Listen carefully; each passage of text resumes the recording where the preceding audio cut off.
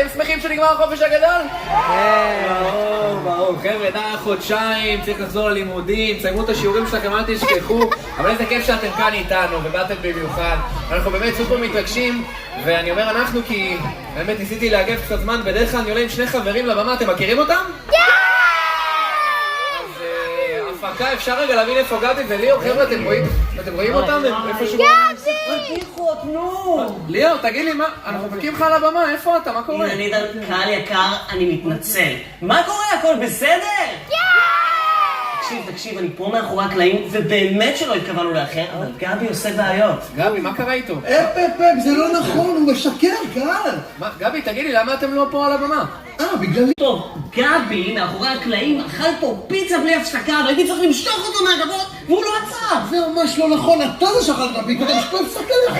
חברים, אני רוצה שתקבלו לבמה את האחד והשני, היחידי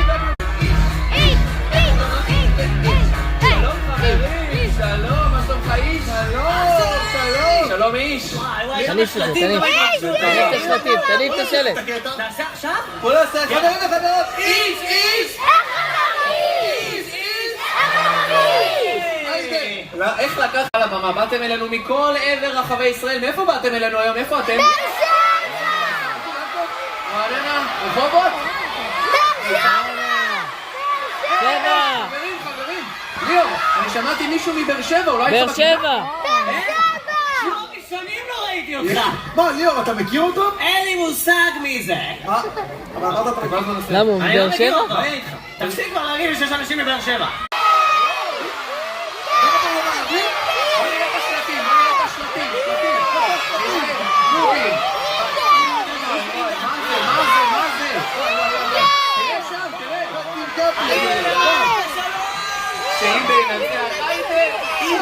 חברים, זה הולך להיות טירוף, זה הולך להיות מדהים. אז שימו לב איך...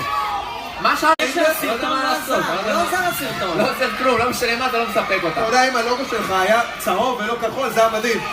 חברים.